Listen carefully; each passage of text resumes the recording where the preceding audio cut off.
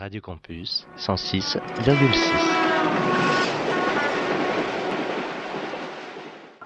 C'est cela. C'est l'heure de le mettre. L'heure de le mettre.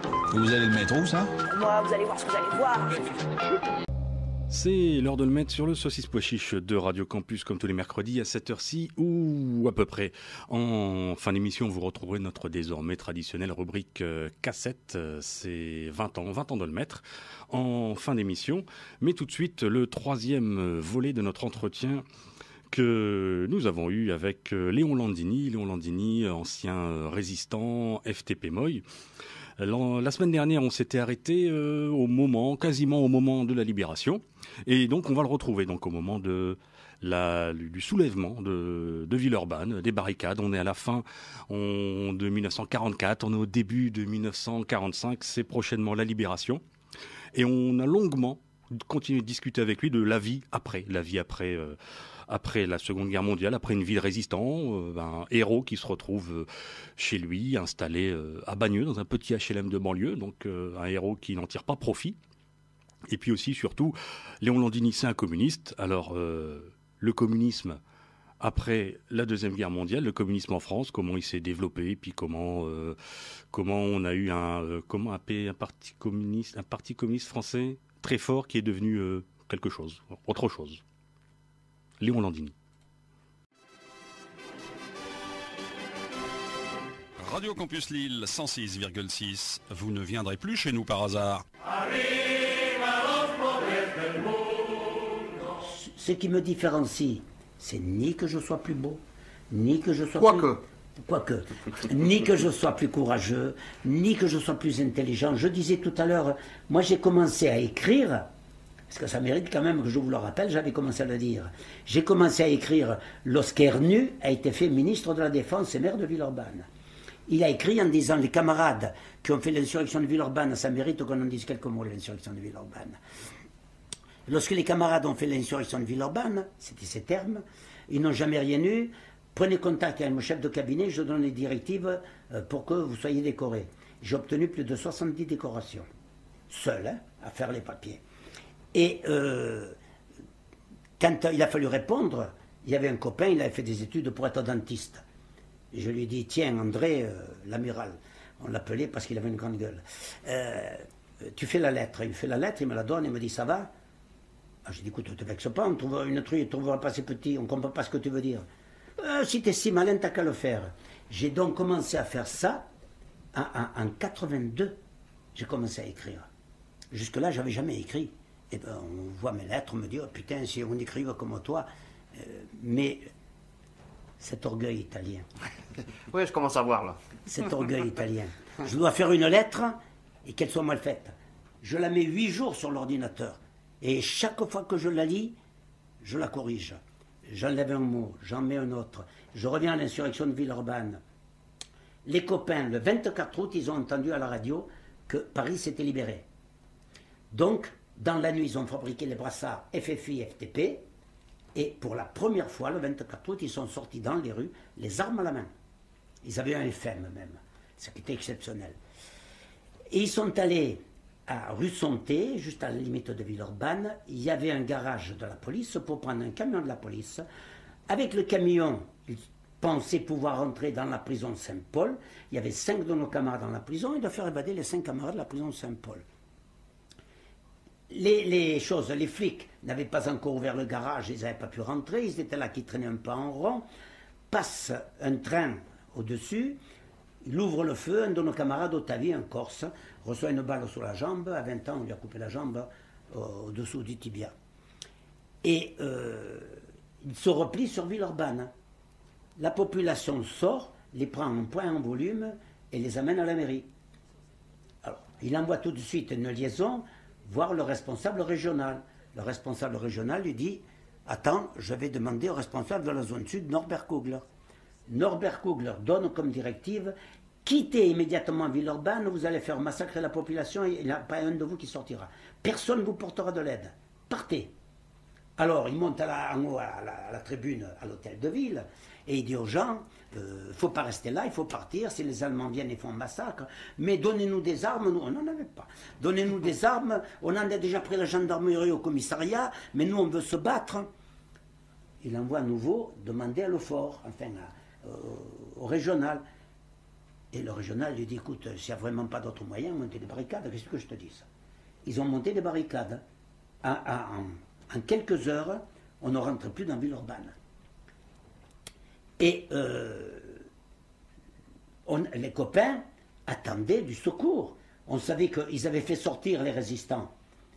Alors que les directives qui ont été données par De Gaulle, c'est pas pour lui, c'est le BCRA, donc c'est De Gaulle, qui ont été données par l'intermédiaire de Bourges-Monoury au commandant, au colonel, c'est colonel à l'époque, mais après il est devenu général, au colonel en disant, surtout, ne laissez pas rentrer les maquisards autour de Lyon, parce que les FTP ont pris Lyon et fusillé des gens par milliers. Et moi, je l'ai fait passer dans la presse, on ne m'a jamais dit que ce n'était pas vrai. Hein. Et personne n'est venu porter secours. Les Allemands, dès le début, ont testé avec 3 blindés. Les 3 blindés ont été incendiés. Je ne sais pas comment ils ont fait, les gars, pour les incendier. Les Villeurbanais. Hein.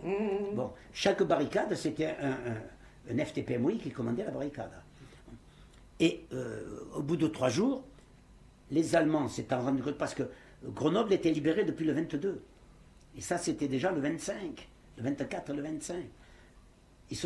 Au début, ils ont cru que les troupes françaises qui étaient arrivées à Grenoble étaient arrivées par Villeurbanne. Complètement affolés, en 1 heure de temps, ils ont abandonné la prison où je me trouvais. Et dans la prison, il y avait 950 personnes, et 3 jours avant, ils en avaient exécuté 120. Et on était tous destinés à disparaître à la prison. Donc, l'insurrection de Villeurbanne, pas seulement la prison Fort-Montluc, d'autres prisons.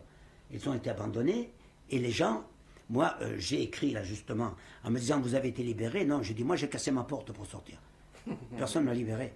Et j'ajouterai, politique. J'ai dit, il ne faut pas rester là. S'ils s'aperçoivent de quelque chose, ils envoient des renforts, ils nous massacrent. Léon, tire-toi. J'étais le premier devant la porte pour me tailler. Et un camion allemand est arrivé, je suis parti dans l'obscurité, je me suis heurté à des fils de fer barbelés.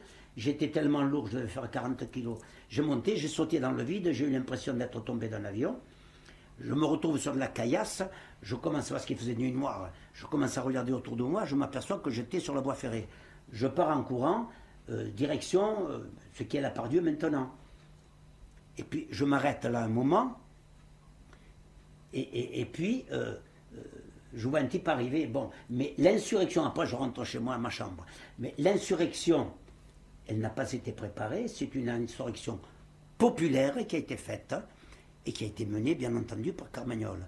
Et j'insiste sur le fait que les directives qui ont été données par ailleurs, c'était surtout, ne faites pas rentrer des gens convaincus qu'on allait tous se faire massacrer.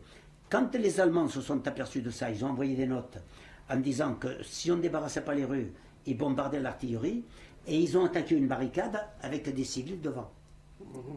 Alors, c'était le copain qui commandait l'insurrection, il a dit, bon ben, on démonte les barricades et on s'en va. Au moment du départ, chez Carmagnole, normalement, c'était tous à la Croix-Rouge. Mais ça a été la pagaille qui est partie d'un côté, qui est partie de l'autre. Il y a toute une équipe qui est partie par Vénissieux, ils ont eu des accrochages avec les Boches à Vénissieux, ensuite à Vaux-en-Velin, ensuite ils ont rejoint la montagne où ils ont rencontré quelques FTPF, ils ont formé le 30 août, ils ont formé le bataillon Henri Barbus, FTPF, et le commandant était un Italien du bataillon FTPF. Et d'autres, ne sachant pas quoi faire, sont rentrés chez eux. D'autres, conclusion, les Allemands qui remontaient de la vallée du Rhône, bombardés, mitraillés, attaqués par les résistants, ils sont arrivés dans Lyon, certains avec une voiture à cheval, d'autres en vélo, d'autres à pied avec une canne, déchirés, sans armes, ils sont rentrés dans Lyon comme ça. Aucune intervention contre eux. Rien. Pas un coup de feu qui a été tiré contre les Boches dans Lyon. Ceux qui étaient dans Lyon les ont réhabillés, réarmés. 2 gendarmes gardaient les ponts. Chaque pont était gardé par 2 gendarmes. S'il y avait eu un peu de résistants, les 2 gendarmes se laissaient désarmer, ils avaient bien vu que c'était fini. Ils se laissaient désarmer et il n'y avait pas un pont de sauter. Eh bien, tous les ponts de Lyon ont été sautés. On a tous sabotés. Et ce n'est pas les Allemands qui les ont sabotés.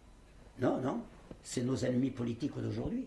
C'était, excusez-moi, mais à l'époque, c'était ceux qui s'appelaient socialistes ou gaullistes qui les ont sabotés, parce que s'ils avaient laissé rentrer les troupes, les Allemands en 24, 48 heures maximum, ils étaient tous rendus. C'était fini. Parce qu'ils avaient compris que même pour eux, c'était la fin. Là, on les a laissés partir, ils sont partis vers Nancy, ils avaient mis des bras. Alors, je sors de ma chambre avec un type qui sortait de Montluc, que j'avais retrouvé là. Je sors de ma chambre, et puis je passe sur la place de mon plaisir, debout les damnés de la terre. Puis j'entends des bruits de camions, j'ai dit, oh putain, c'est les copains qui viennent du maquis à mon frère. Et je pars en courant vers les camions. C'était des camions Bosch, quand ils m'ont vu venir, il y a des branchages, j'ai vu des fusils qui se pointaient vers moi. Je suis resté cloué. Quand les camions ont fini de passer, je me suis tourné vers le type qui était à côté de moi. Je ne sais ni comment il s'appelle, ni rien, il avait disparu. Il s'était volatilisé.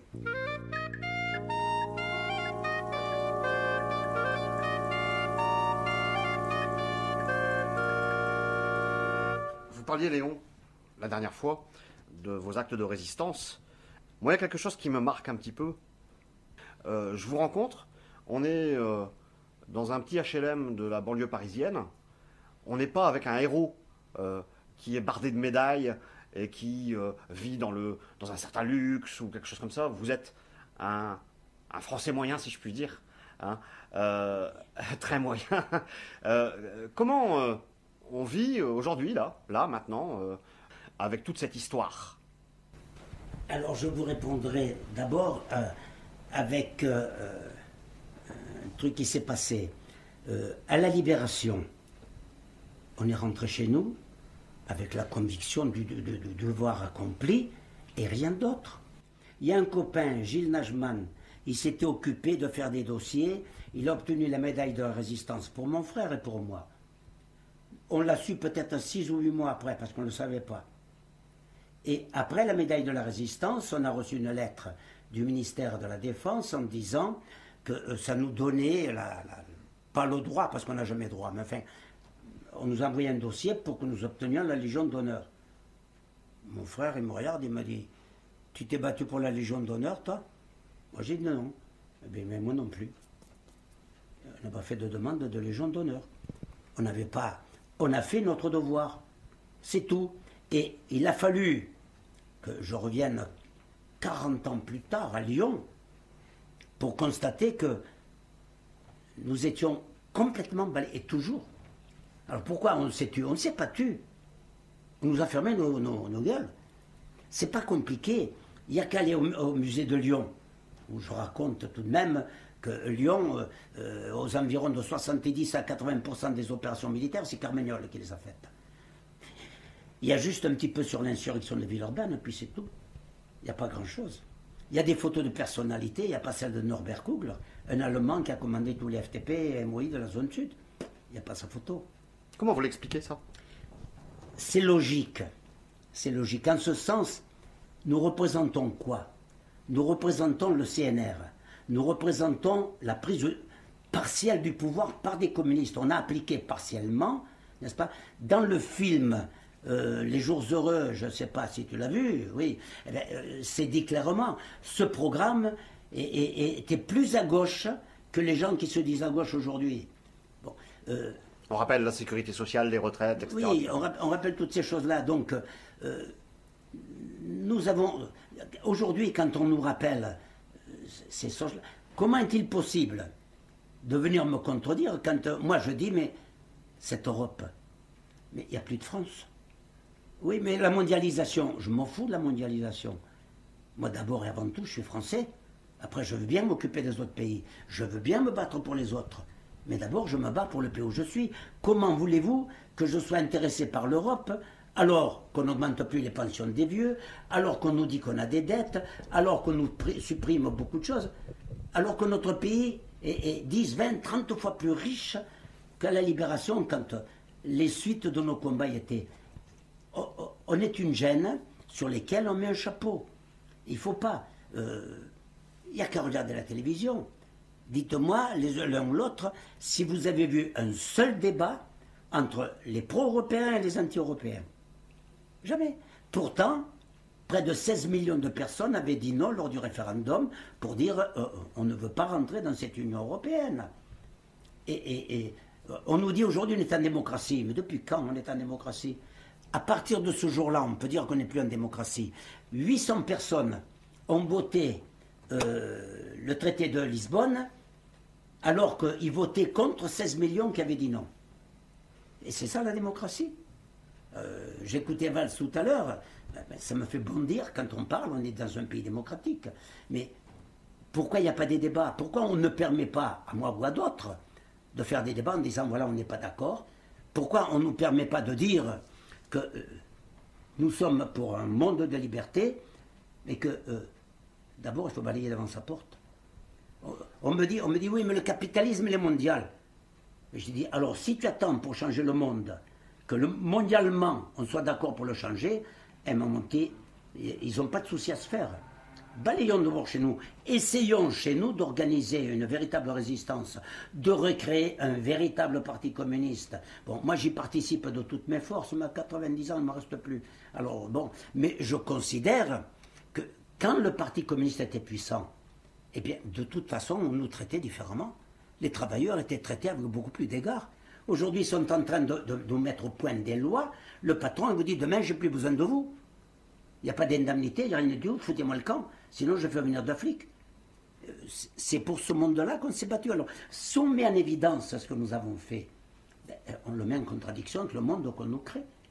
Alors, à partir de là, eh bien, enterrons un passé gênant et mettons en évidence ce qu'on nous promet et qu'on nous donne le contraire, parce qu'on nous avait bien promis qu'avec l'Union européenne, ça sera le bien-être, qu'on n'aura plus de frontières, qu'on n'aura qu'une monnaie unique pour tout le monde. On nous a bien promis le paradis. Et où il est ce paradis? Alors que nous n'avions rien promis. Nous avons fourni un programme. Est-ce qu'il n'y avait quand même pas l'idée, dans la résistance, dès la fin de la guerre, dès la fin de l'occupation, de poursuivre en faisant la révolution, quoi. C'est des questions qu'on m'a déjà posées. Moi, j'étais à Saint-Raphaël, après la libération. Et il y avait des Américains à Saint-Raphaël. Je suis allé dans les Landes. Il y avait peut-être 20 ou 30 hectares de camions, de chars. Et ils n'attendaient que ça. Comment ça s'est passé en Grèce? Les Anglais sont venus et ils ont eu 20 ans les colonels après.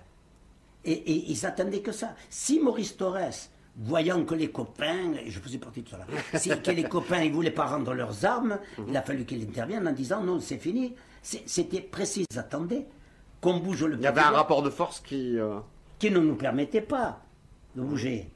Parce que s'il fallait prendre les armes, il n'y a qu'à voir ceux qui ont résisté, on n'était pas beaucoup. Hein. Et prendre les armes contre les Américains et les affronter de face, où est-ce qu'on avait les moyens? Il y a plusieurs aéroports qui leur appartenaient. Alors, on n'avait aucune possibilité. Les seules possibilités, c'était de se battre sur ce programme. C'est ce qu'ont fait les ministres. C'est ce qu'ont fait les ministres, n'est-ce pas, communistes. Parce que je l'ai dit à plusieurs fois dans des salles. J'ai dit, remarquez, seuls les ministres communistes ont appliqué le programme du Conseil national de la résistance. Et à Dunkerque, il y a une fille qui me dit oui, mais ça s'est fait sous l'égide de Gaulle. Ben, j'ai dit écoutez, d'abord on s'était accroché, depuis qu'on est dans l'Europe, il n'y avait plus de guerre en Europe.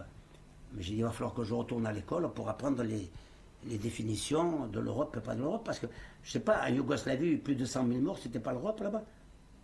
Bon. Ensuite, elle me dit, oui, mais c'était sous l'égide de De Gaulle. Alors j'ai dit, écoutez, soyez gentils, je l'ai vécu. De Gaulle, en 1946, au moment où on appliquait le programme avec rigueur, du jour au lendemain, il a donné ses démissions. Un mot d'humour, le père Legros en Creuse, quand les gens disent, mais tu te rends compte, De Gaulle? Il a dit, ah mes enfants, on est foutus, on va être obligé de lier la vache par la queue maintenant, au lieu de les lier par les cornes. Bon, parce que mon sentiment profond, et je sais que je vais vexer certains de mes copains gaullistes, mais De Gaulle était le représentant de la classe bourgeoise, de son famille. Quand il a été accueilli à Londres, triomphalement au début, et ensuite il gênait pourquoi? Parce qu'il défendait les intérêts de la bourgeoisie française et non pas celle des Américains en particulier.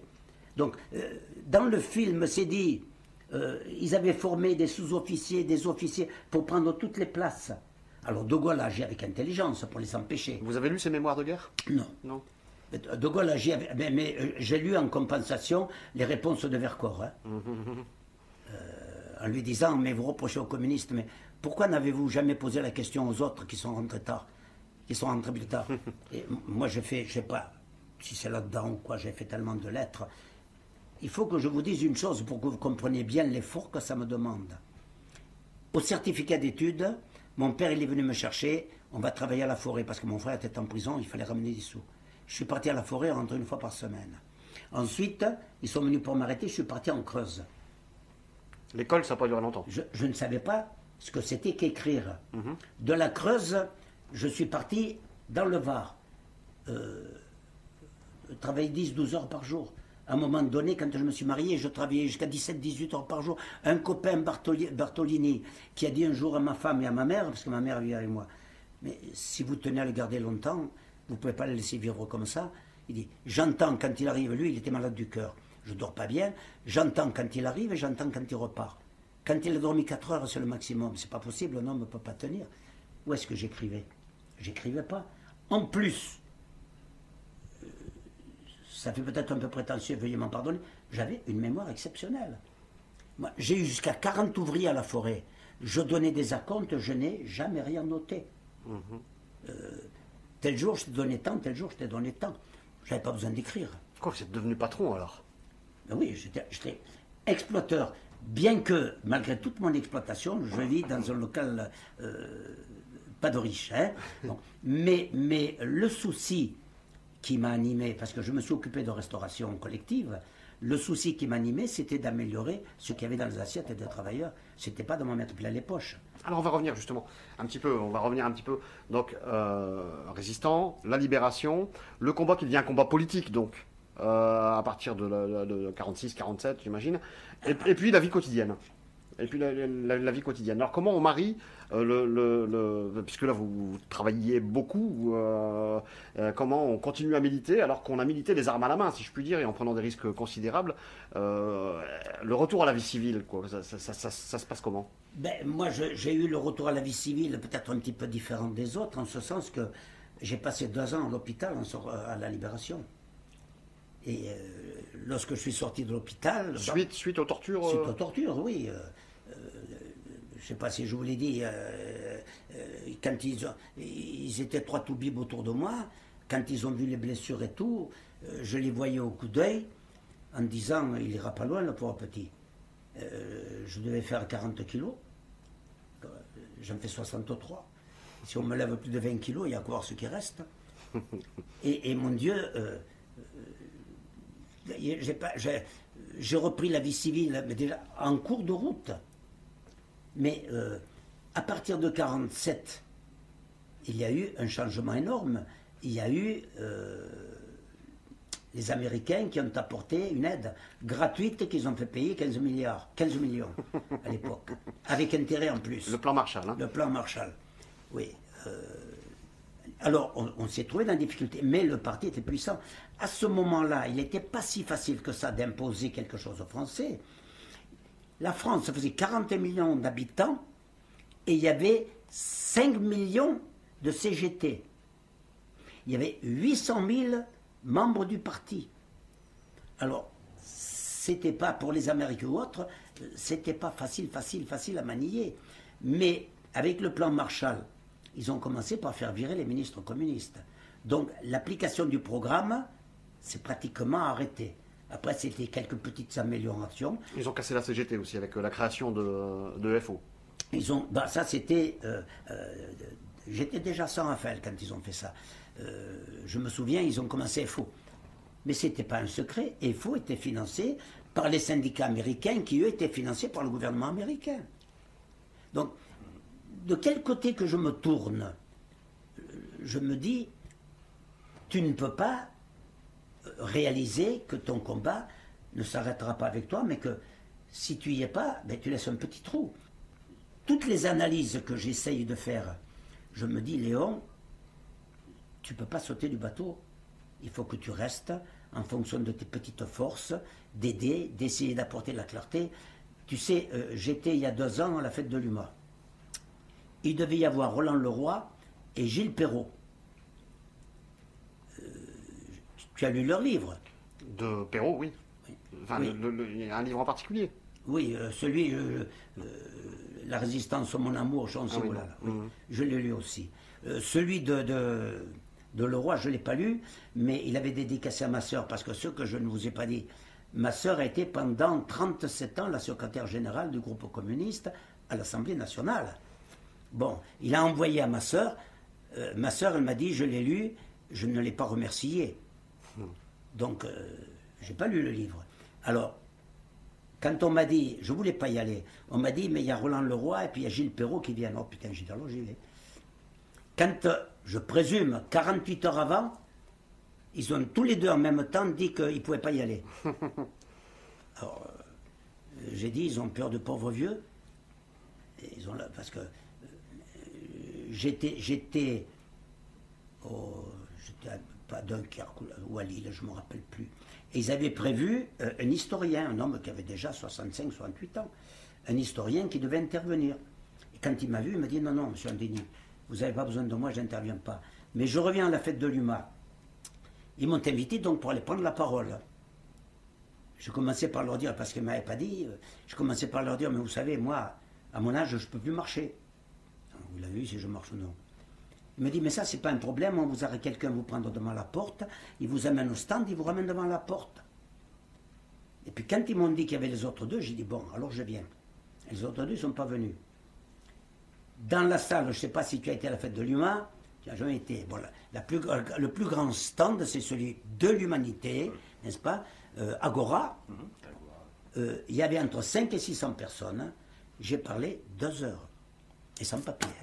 Hein. 2 heures comme ça. Et quand ça a été fini, il y a une vingtaine de personnes qui sont venues me voir. Il y en a plusieurs qui m'ont dit, depuis Marché, c'est la première fois qu'un homme est autant applaudi que vous l'avez été aujourd'hui.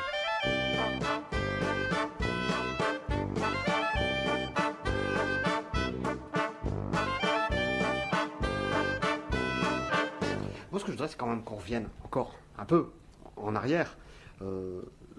Les années 40, 50, 60, la guerre froide, il y a des événements quand même, il y a des événements importants. Il y a mai 68 qui arrive aussi dans cette époque-là. Et puis la mutation du Parti communiste, la critique les procès de Staline par Khrouchtchev, etc. etc.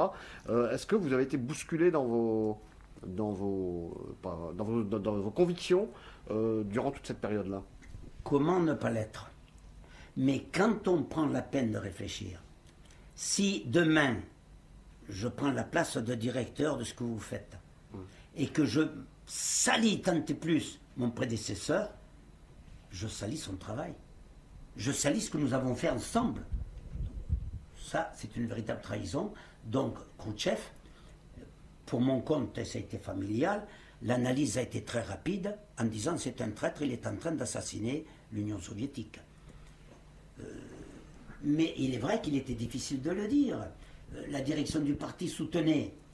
Mais je sais que moi j'ai eu des différends sur plusieurs problèmes. Quand je n'étais pas d'accord, je le disais. Et toujours avec la voix qui porte. Alors, je manifestais mes désaccords. Là, je reviens à cette période-là. Mais De Gaulle disait regardez haut et visez loin. Je me dis, c'est des incidents de parcours. Tant qu'on n'arrivera pas à créer un monde où l'exploitation de l'homme par l'homme sera disparue, eh bien, il y aura des avancées, il y aura des reculs, il y aura de nouvelles avancées. Mais pour qu'il y ait de nouvelles avancées, ben, il faut appuyer à la roue. Et moi, je me dis, hier, j'ai contribué par la résistance. Aujourd'hui, mes auréoles de la résistance peuvent servir encore un peu. Et puis, mon Dieu, ma combativité, j'étais à Beuville, il y a 5 jeunes filles qui sont venues m'attendre à la porte et qui m'ont dit, vous nous avez fait... Ouais, non, mais j'étais vieux. Sinon, si elles étaient venues maintenant, elles auraient fait péché pénitence. Elle m'a dit, vous nous avez fait pleurer, mais nous, qu'est-ce qu'on peut faire? Moi, j'étais venu pour présenter un film, je n'étais pas venu pour faire des adhésions au PRCF. Mais ce qui veut dire que les gens cherchent, mais partout où on se tourne, c'est sale. Le Parti communiste, c'est sale. Le socialiste, c'est des traîtres. L'UMP, c'est des pourris. Le Front National, c'est des fascistes. Bon. Quel tour de... Et nous, on nous met la cape dessus. Il n'y a jamais eu un à la télévision de chez nous pour expliquer la politique que nous souhaitions et le monde tel qu'on pourrait le voir. Jamais. Il est peut-être temps de rappeler quand même que vous avez donc fondé, je pense, avec d'autres, le pôle de renaissance communiste en France. J'étais parmi les premiers, oui, voilà, c'est vrai. Hein. C'est pour bien situer les choses, pour que les gens comprennent qu'il existe donc aujourd'hui, et depuis quelques années, à gauche, peut-on dire, du Parti communiste, des gens qui veulent reconstruire un Parti communiste qui soit réellement... Qui soit un Parti communiste, voilà, tout simplement. Alors, Léon, on parle beaucoup de politique et c'est normal, on ne peut pas faire autrement avec vous, ni même avec nous d'ailleurs, de toute façon, hein, c'est ça qui nous intéresse, mais voilà, je suis toujours sur le retour à la vie civile, sur cette vie, sur cette... quand même, parce que vous avez résisté, vous aviez, quand la guerre s'est terminée, vous aviez 20 ans, même pas. Hein. Ensuite, vous avez... J'en avais 18, 44. Toute votre vie adulte, ensuite... Je suis sorti de l'hôpital, j'en avais 20. Voilà. Toute votre vie adulte s'est déroulée après. Alors, c'est pas pour faire comme les médias classiques, hein, mais est-ce qu'on arrive à avoir une vie privée, comme disent bêtement les gens? J'imagine que vous avez des enfants, vous avez aimé une femme. Enfin voilà, est-ce que là aussi on est communiste quand on fonde une famille? Moi, je peux dire que je suis vraiment communiste, j'en ai aimé plusieurs. Non, mais je crois que c'est les conditions de vie qui font que, quand je disais tout à l'heure qu'il m'avait des nuits que je dormais 4 heures, c'était les conditions de vie qui m'empêchaient d'avoir une vie familiale comme je l'aurais souhaité. Et vous travaillez dans les forêts, c'est ça que vous avez dit, hein? Vous l'avez dit brièvement, mais c'était quoi? Vous faisiez quoi? Je travaillais comme exploitant forestier, mais j'avais des chantiers et je donnais l'exemple à travail. Parce que je prenais une équipe de bûcherons, j'étais avec eux, je travaillais toute la journée. J'ai pris des équipes au Liège avec des Algériens qui m'ont appris le métier, parce que je croyais de savoir comment enlever le liège, ils m'ont fait voir comment enlever le liège. Et que c'était, quand eux étaient passés à un arbre, on le voyait de loin, c'était pas le même que le mien. Mais c'est vrai, mais...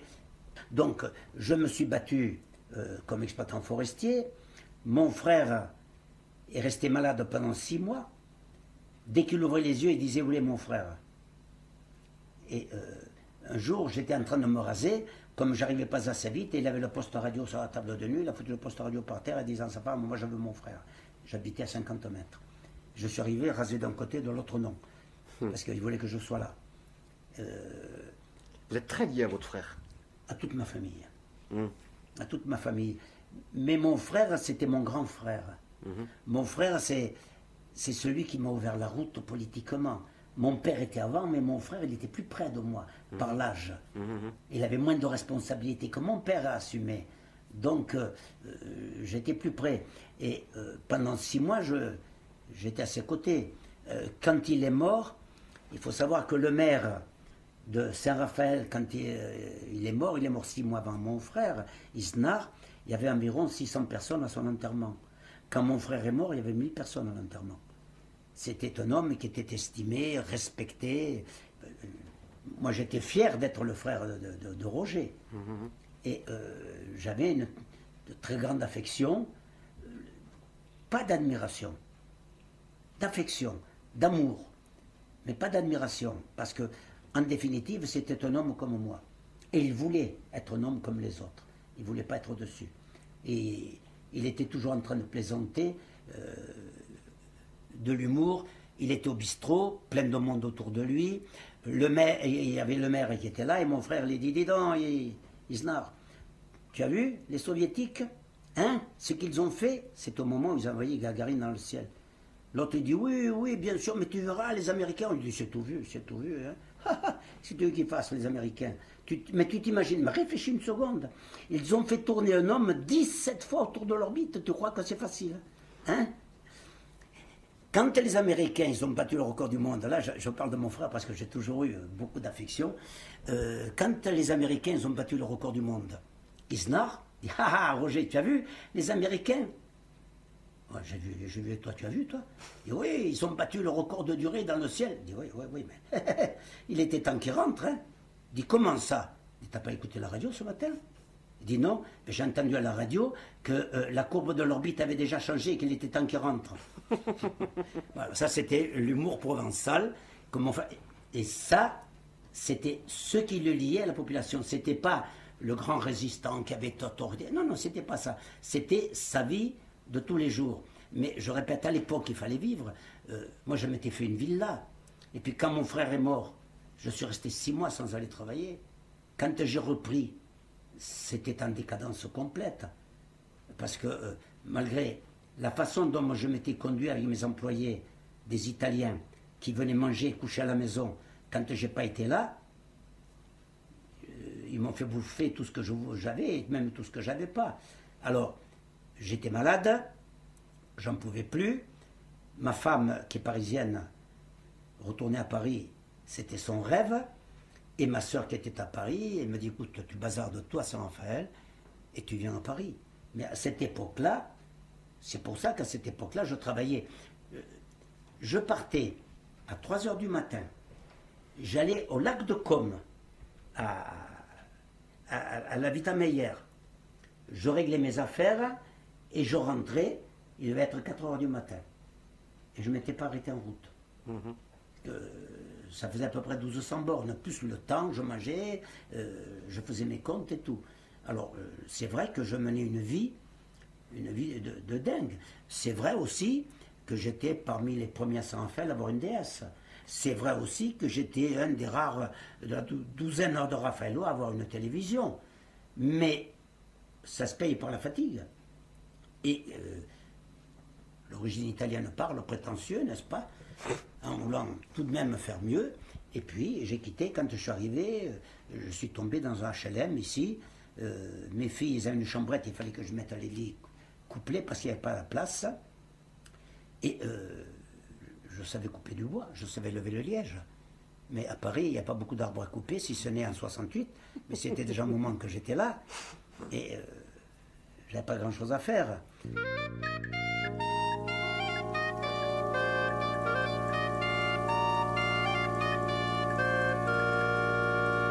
Il y a un copain qui me dit, ben viens, on va te faire travailler dans la publicité. Moi j'appelais ça la réclame. Et je me suis mis à travailler dans la publicité. Et puis au bout de quelques temps, en 3 mois de temps, j'étais déjà devenu un pilier parce que je travaillais avec eux. Moi, j'aime pas être le second, j'aime toujours être le premier. Et je travaillais avec eux, et au bout de 3 mois, ça ne me donnait pas satisfaction. On me propose une place où je gagnais davantage à gérer les restaurants d'entreprise. Je suis parti gérer les restaurants d'entreprise. On m'avait promis 300 000 francs par mois, à l'époque. Ils m'ont donné 140, et ça faisait 3 mois qu'ils devaient augmenter, ils ne m'augmentaient pas. Et un matin, j'ai pris ma valise et je suis parti. Et j'ai commencé à m'occuper de restaurants d'entreprise, à gérer des restaurants d'entreprise. Je répète, tous les restaurants de l'ORTF, je gérais. Renault Cléon et Renault Flin, 25 000 couverts par jour. Le journal La Croix, entre autres. Alstom, ça fait quand même beaucoup de monde parce que à Renault Flin, il y avait 22 000 personnes, il y avait 5 500 couverts. Ça en fait des entreprises à gérer. Quand j'ai commencé à travailler dans la restauration, je ne savais pas tirer un trait, moi. Et je faisais au tableau des dessins du restaurant, comment il devrait fonctionner. Et dans la restauration collective, j'ai tout appris. Je suis le premier sur la place de Paris à avoir fait un budget prévisionnel pour un restaurant d'entreprise. C'était au journal La Croix. Et personne n'avait encore fait. Au point que le secrétaire du comité d'établissement m'avait demandé si je permettais qu'il l'utilise pour le faire chez lui, et que le directeur du journal La Croix m'a demandé si je permettais qu'il s'inspire. J'ai dit, mais vous savez, c'est pas le modèle déposé. Hein. Bon. Mais je ne dormais pas la nuit, là aussi. Parce que la vie, si je m'étais contenté d'une petite place, moi, mon beau-père, il est venu à la mairie de Vanves, il allumait le feu dans les trucs, il avait sa petite vie tranquille. Moi, ça ne me suffisait pas. Moi, je voulais j'ai eu une BMW, j'ai eu, ma voiture, je ne sais pas si je me trompe, mais ça doit faire la 38e. Je voulais vivre sur un pied et je travaillais énormément pour essayer de vivre sur ce pied-là. Donc, c'est vrai que ma vie familiale, elle en a peut-être souffert. Pas à cause de la politique, ce qui ne m'empêchait pas d'aller coller mes affiches quand il y avait des collés affiches. Pendant la campagne électorale, on ne voyait plus que Léon Landini dans les rues. Un mot d'humour encore. On collait des affiches et il y avait les camps de militaires qui partaient pour la chose, pour le Vietnam, pour l'Indochine. Ouais. L'Indochine. Ils partaient pour l'Indochine et ils venaient faire des provocations. Alors, on collait des affiches, est arrivé le fils d'un architecte, Sarr, avec 7 ou 8, et nous, on n'était que 3 ou 4. Et le ton a commencé à monter. Mais il y avait une dizaine de copains qui étaient sur la place de la mairie en train de coller. Le ton a commencé à monter. Le fils Sarr, il a voulu déchirer mon affiche, et j'ai filé un coup de pied en avant, je l'ai étalé. Et à ce moment-là, les copains sont arrivés en courant, et les autres sont partis. Et le fils Sarr, qui est devenu architecte à la place de son père, le fils de mon frère, qui est devenu caroleur à la place de mon frère, discutait un jour, le fils Sarr lui dit, putain, tu sais, ton oncle, c'était pas un rigolo, hein, un jour il m'a fait un coup de pied, si au lieu de me prendre dans le ventre, il me prend dans les couilles, il me châtre. Hein. Alors, mais il dit, je lui en veux pas. Et mon neveu me dit ça, ben, j'ai dit, quand tu le rencontres, tu lui diras que moi non plus, je suis prêt à recommencer. Cette période est une période qui est toujours difficile, et de pire en pire d'ailleurs. Et on sent bien, quand on a vécu, ce que moi personnellement j'ai vécu, mais je ne suis pas le seul, que s'il n'y a pas une société socialiste, eh bien l'exploitation de l'homme par l'homme sera toujours pire. Et c'est ce qu'on voit. Quand on entend telle entreprise a été achetée 4 milliards, l'autre entreprise a été achetée 12 milliards, et que on arrive avec 1500 € à la fin du mois, on se dit, mais cette société, il faut qu'on la change. Donc, je continue à penser que cette société, il faut qu'on la change. Mais je reviens. Pourquoi je m'acharne tant en France plus qu'en Italie? Pourtant, j'ai mes cousines, mes cousins là-bas. Parce que je dis que il faut commencer par un bout. Si on veut tout faire en même temps, on ne le fera pas. En France, il y a tout de même dans la tête des gens, et je le disais tout à l'heure, il y a des tripes rouges chez beaucoup de gens. Ils ne le savent pas. Mais il y a des tripes rouges. Et la preuve, on l'a eu aux élections présidentielles avec Mélenchon. Combien il y avait de drapeaux rouges? Et ce n'étaient pas tous des communistes qui portaient le drapeau. On les leur avait remis et ils le tenaient fièrement. Ce qui signifie qu'il y a de l'écoute. Mais comment peut-on écouter un parti qui ne vit plus, qui ne vit que pour les élections, qui, en tout état de cause, au deuxième tour, on sait qu'on votera socialiste? J'ai qu'à voter socialiste au premier tour, puis ça sera fini. Pourquoi je vais vivre là-dedans? Donc, je répète, il est vrai que la société n'a fait que s'empirer, mais ça, dans une certaine mesure, il fallait y attendre. Mais, de mon côté, je dis à mes copains, attendez-vous à ce qu'on nous fasse des emmerdements plus gros. Qu'un de ces jours, on vient arrêter quelqu'un chez nous. Attendez-vous, parce que tant qu'on ne gêne pas, ils nous laisseront le collier. Mais maintenant, les gens de plus en plus, vous devez le sentir, merde, mais cette Europe, mais c'est pire en pire, mais comment? Ils disent pas il faut en sortir. Mais quand on leur dit il faut en sortir, ils approuvent. C'est ça le problème.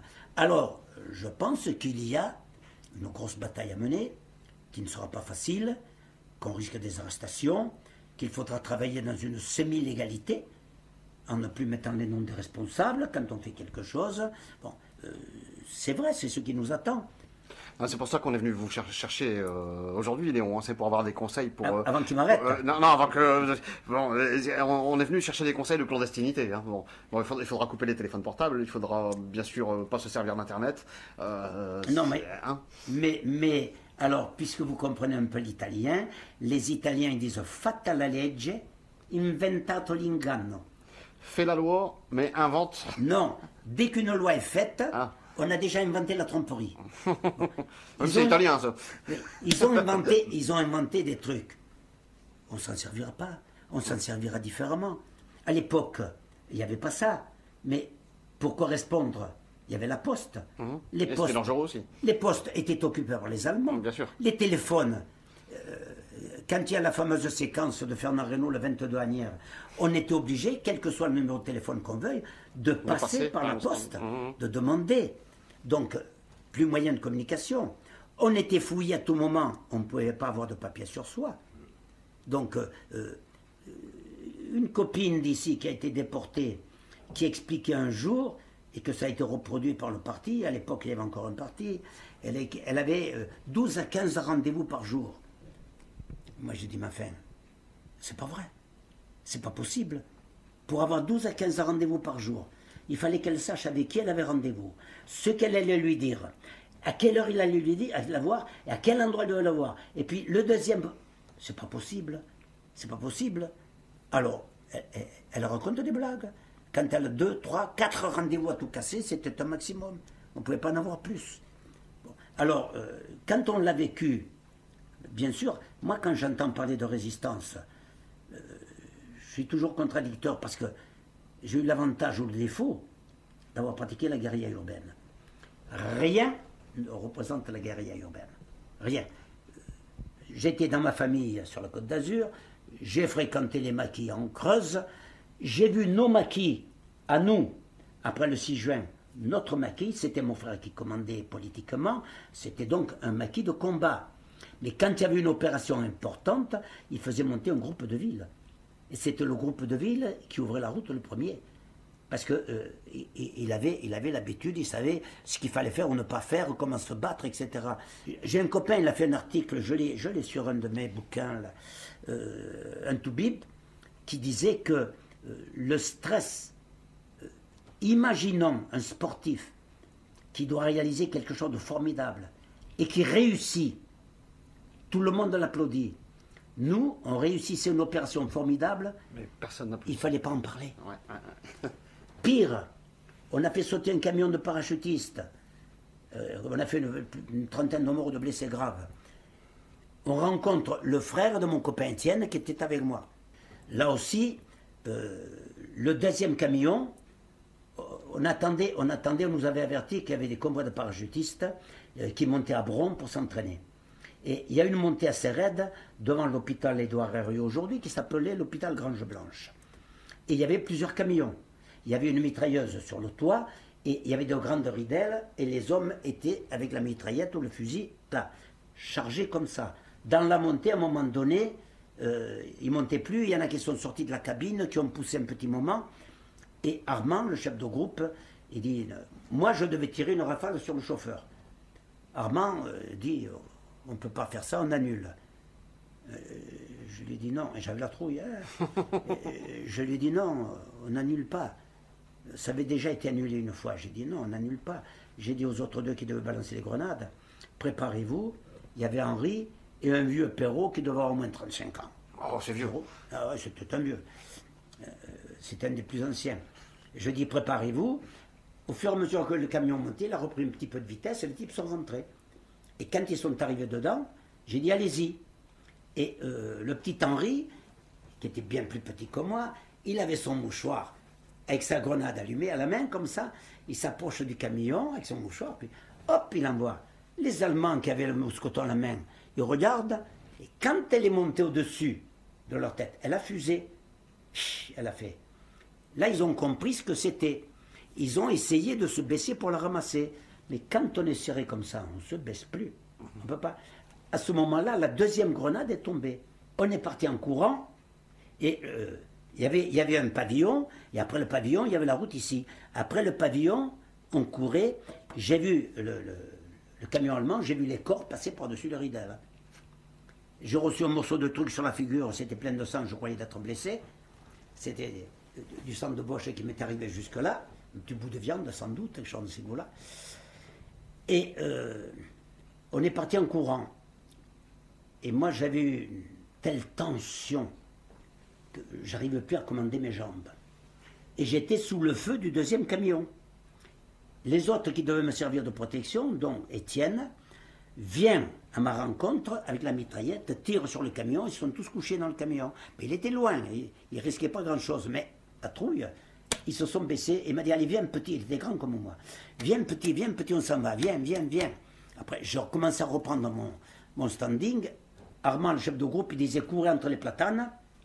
Et j'ai rencontré des gens, quand ils m'ont vu arriver au départ, la mitraillette à la main, ils faisaient ça, des civils, et on a disparu. Et un moment après, il ouvre sa veste, il dit, oh les fumiers, oh les salauds, dis donc. Il m'a fait un trou dans ma veste neuve, et j'ai que celle-là. On rencontre tous les deux son frère, Emmanuel. On l'appelait Horace à l'époque. Il dit, putain les enfants, je viens de voir passer un camion allemand, tout phare allumé, klaxon allumé, et derrière ça pissait le sang. Alors avec Étienne, on s'est regardé, on a eu un demi-sourire. Il nous dit, c'est vous qui avez fait l'opération? Non, c'est pas. Me prenez pas pour un con, ça va, j'ai compris. Même aux frères, on ne le disait pas. Alors il n'y a qu'à voir le stress qu'on avait. Moi, à cette période-là, je lisais La maladie infantile du communisme. J'ai jamais dépassé la plage 10. Je voyais les trous qui se faisaient dans la veste de celui que j'avais tué dans la journée. Alors je fermais les yeux, je regardais le plafond, je voyais les trous qui se faisaient dans le plafond. Tuer n'est pas humain, je l'ai dit des milliers de fois. C'est pas humain de tuer un homme. Donc quand on le tue, on en garde le souvenir. Et il y a une chanson qui m'avait bouleversé. C'était « Ah, que maudite soit la guerre qui nous fait faire de ces coups-là, qu'on emporte mon verre, c'était un Marsala. » Je ne sais pas si tu la connais. Au début, nous étions au nombre de 1000, venus d'Italie et d'ailleurs. Garibaldi dans la Sicile nous conduisait en tirailleurs. J'étais un jour seul dans la plaine, quand je vis en face de moi un soldat de 20 ans à peine, qui portait les couleurs du roi. Je vis son fusil se rabattre, c'était son droit, j'arme le mien. Il fit 4 pas, j'en fis 4. Il vise mal, je vise bien. Ah, que maudite soit la guerre. Alors, et pourquoi lui ne m'a-t-il pas tué? Alors, je le mets contre un arbre, je fouille dans sa veste, et je sors une photo d'une vieille dame bien mise, qui souriait avec douceur. Depuis j'ai vécu, Dieu sait comme, et tant que cela doit durer, je verrai mourir le jeune homme et la pauvre femme pleurer. Ah, que maudite soit la guerre qui nous fait faire de ces coups-là, qu'on emporte mon verre, c'était un Marsala. Donc, moi j'ai repensé, et puis j'ai dit, mais attends Léon, s'ils étaient en France et qu'ils n'étaient pas sur le front soviétique, c'est que eux ou leurs parents avaient des relations avec la Gestapo, avec des relations avec les SS. Alors, ne pleure pas sur leur sort de leur mère, c'était des nazis.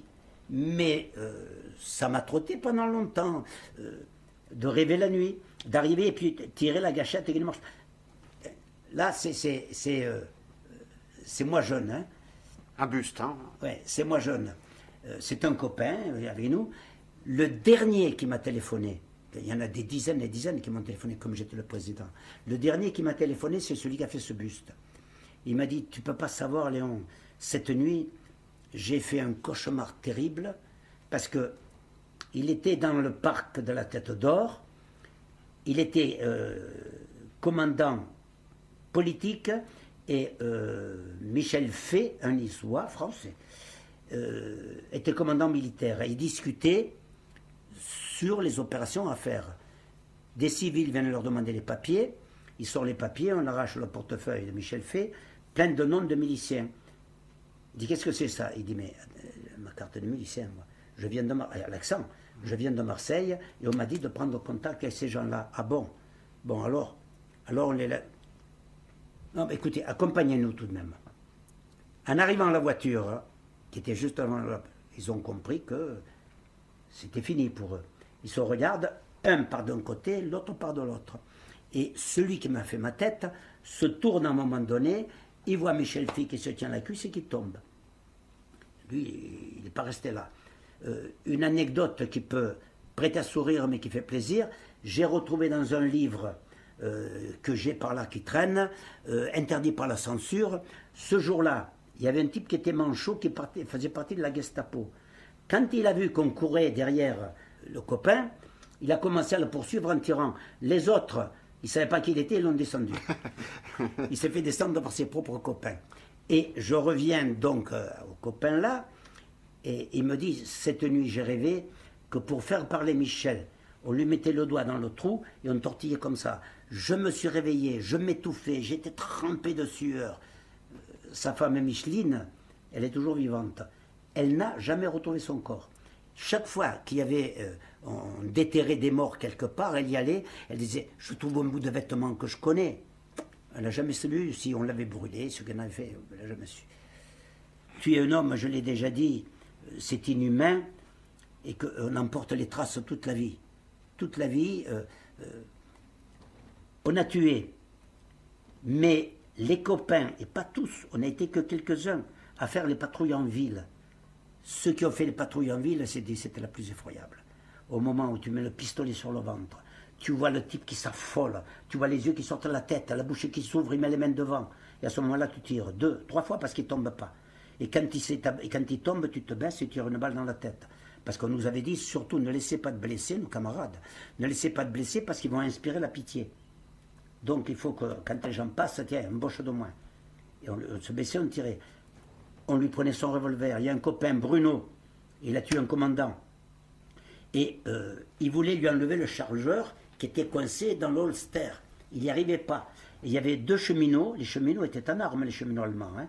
Ils ont commencé à lui tirer dessus. Il y a le copain Henri qui lui crie Bruno, viens, Bruno, viens. Il dit merde, je veux le chargeur. Il s'est affalé sur le commandant qui venait d'abattre et il n'a pas eu le chargeur. Et donc les armes, c'était quelque chose de... On ne nous en a jamais donné. Nous, on ne sait pas ce que c'était les parachutages. Léon, tu as traversé un siècle. Oui. Issu d'une famille immigrée. C'est très présent. Il m'en est toujours resté quelque chose au point que mes filles, toutes les deux, qui approchent la soixantaine, quand on dit Landini, toutes les deux reprennent le dicton de leur père et disent oui, mais je suis d'origine immigrée. Engagé très tôt dans un combat, c'est la guerre. Ce que je retiens aussi, vous savez, dans l'idée communiste, il y a aussi l'idée de construire un homme nouveau. J'ai l'impression que vous êtes un homme nouveau. On ne s'est jamais battu pour un homme nouveau. On s'est battu pour un monde différent. Personne, je répète, il y a eu 52, aucun n'a pensé une fraction de seconde qu'il allait devenir un héros. Mes camarades, Jean-Jacques Goldman, il me dit, mais tout compte fait, tu es un héros. J'ai dit oui, avec un Z devant. J'ai dit, non Jean-Jacques, j'ai fait... Jean-Jacques Goldman. Oui. J'ai dit, je le connais plutôt gosse. J'ai dit, non Jean-Jacques, j'ai fait ce que je croyais juste de faire. Il me dit, oui, mais par exemple, tu parlais de l'attaque du convoi allemand. J'ai dit, oui, mais... Il m'a dit, tu n'avais pas peur? Si, j'avais peur. J'avais peur, mais mon éducation communiste disait, il faut le faire. Que ceux qui n'avaient pas l'éducation communiste, ils le faisaient, mais ils n'avaient pas cette même foi dans le combat que nous menions. Ils avaient foi, puisque 52 s'en parlait, il fallait qu'ils aient foi dans le combat. Mais je répète, c'était un monde différent, nous rêvions d'un monde différent. À la Libération, ceux qui étaient encore vivants, on a eu connaissance du programme du Conseil national par morceaux, pas d'un seul coup. Et chaque fois qu'on découvrait quelque chose, on disait, c'est pour ça qu'on s'est battu, mon vieux. Oui, tu vois, c'est pour ce monde-là qu'on s'est battu, que les gens puissent manger à leur faim. 15 jours de congés payés. Comme je vous l'ai dit, ils disaient, marque-le Antoine, ils ne nous les donneront jamais. Oui, 15 jours de congés payés. Tous les avantages qui ont été acquis, on a dit, tout compte fait, les sacrifices que nous avons consentis, ils sont quand même payés. Les Français maintenant bénéficient, même si ce n'est pas le monde que nous voulions, mais d'un monde déjà différent. Et aujourd'hui, je continue à me battre en me disant, le monde tel qu'il vit, il est au bout du chemin. Est-ce que ça va durer 3 ans? Est-ce que ça va durer 10 ans ou ça va durer 20 ans? Mais il est au bout du chemin. L'exploitation de l'homme par l'homme arrive à un stade où elle ne sera plus supportable. Alors, je me dis, continue à souffler sur cette braise. Et c'est en soufflant sur cette braise qu'on finira par enflammer. Et c'était les motivations. Donc, je continue à mon âge à être toujours motivé, ça se voit, je crois. Et je continue à dire, il faut changer ce monde. Et on répète souvent, unir pour les Français le drapeau rouge et le drapeau tricolore, le drapeau rouge avec la faucille et le marteau. Et le drapeau tricolore, parce que on ne nous comprendrait plus, surtout nous les MOI, si on ne menait pas avec le drapeau tricolore. Alors, je répète, quand on sait l'histoire du drapeau tricolore, c'est Rouget de Lille, il est parti de Marseille, c'est pour ça qu'on l'appelait la Marseillaise, il a été tout de même quelque chose de fantastique, on me dit oui, mais la commune, c'était le drapeau rouge. Je dis oui, mais avec le drapeau tricolore en haut, il y avait le petit morceau de drapeau tricolore. Donc la commune se battait en France et pour la France. Il est incontestable que si nous étions capables de changer le cours des événements en France, il n'y a plus d'Europe. Si nous nous sortions, c'est fini, il n'y a plus d'Europe. Et si nous montrions l'exemple qu'on peut changer ce monde, aller vers le mieux-être. Moi j'ai une cousine en Italie, elle me dit mais on ne vous comprend pas, on attend que vous fassiez quelque chose. Ben oui, la France, jusqu'à aujourd'hui, au moment de l'avènement du fascisme, le seul pays qui a été attaqué, qui s'est défendu, c'est la France. Hein, en 1934, eh bien, on a démontré que du fascisme, nous n'en voulions pas. Et c'est pourquoi je dis qu'il s'agit de se battre, et je le dis toujours, pour le monde entier, parce que si la France change, le monde changera.